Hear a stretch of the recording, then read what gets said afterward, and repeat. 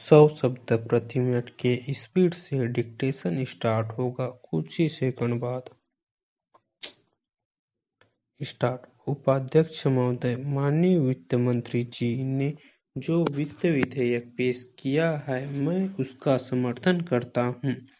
जहां तक हमारी सरकार का संबंध है, उसने बड़े अच्छे कदम उठाए हैं। जैसे बैंकों का राष्ट्रीयकरण करने का सारा श्रेय प्रधानमंत्री और हमारी सरकार को जाता है।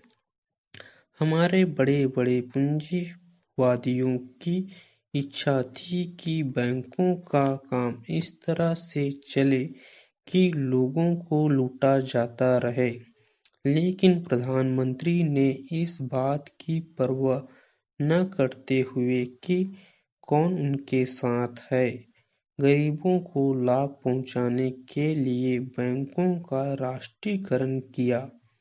यह एक बहुत बड़ी उपलब्धि है।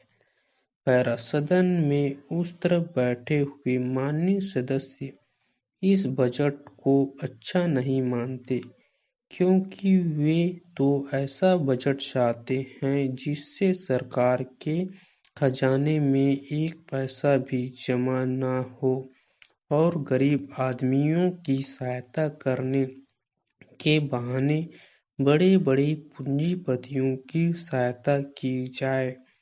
हमेशा से उनका यह उद्देश्य रहा है और आज भी है। थोड़े से दिनों के लिए शासन इनके पास गया तो इनकी तरफ से यह कोशिश हुई कि जो राष्ट्रीयकृत बैंक है वे किसी तरह से पूंजीपतियों के हाथ में चले जाए।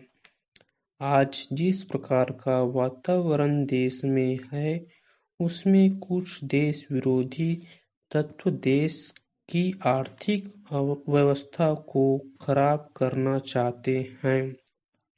उनसे निपटने के लिए जिस प्रकार का संतुलित बजट और वित्त विधेयक माननीय वित्त मंत्री जी ने यहाँ पर पेश किया है, उनसे अच्छा और कुछ हो नहीं सकता था।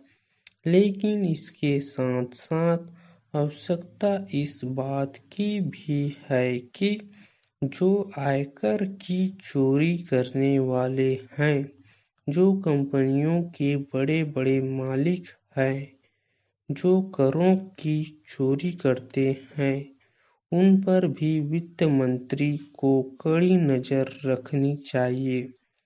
जो लोग भी इस देश की अर्थव्यवस्था को खराब करना चाहते हैं, उनके लिए किसी प्रकार की छूट नहीं होनी चाहिए। सभी आम गरीबों को लाभ पहुंचा सकते हैं। पैरा। माननीय प्रधानमंत्री जी ने जो 20 सूत्रीय कार्यक्रम रखा है, उसके अंतर्गत आप सारे देश में बैंकों का जाल बिछाना चाहते हैं। हमारे जो वित्त मंत्री जी है, वे बड़े अच्छे ढंग से इस मंत्रालय का काम चला रहे हैं। जहां भी किसी प्रकार की कोई कमी है, उसको भी दूर करने की वह कोशिश कर रहे हैं। पहाड़ी क्षेत्रों में पहले कोई बैंक नहीं हुआ करते थे। पहले यहाँ पर रियासतें थी, लेकिन आज वहाँ पर बैंकों का जाल बिछा हुआ है। एक बैंक की 100 से अधिक शाखाएं वहाँ हो गई है। इसी प्रकार से सारे देश में किया गया है, लेकिन कुछ शक्तियां ऐसी है जो इस देश की अर्थव्यवस्था को खराब करना चाहती है।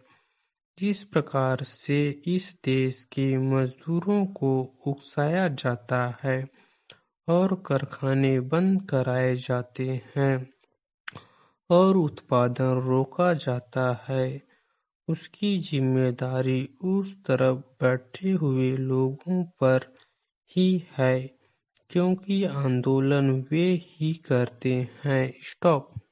डेली इसी तरह के न्यू डिक्टेशन पाने के लिए इस चैनल को लाइक, शेयर एंड सब्सक्राइब करना ना भूलें। Thanks for watching.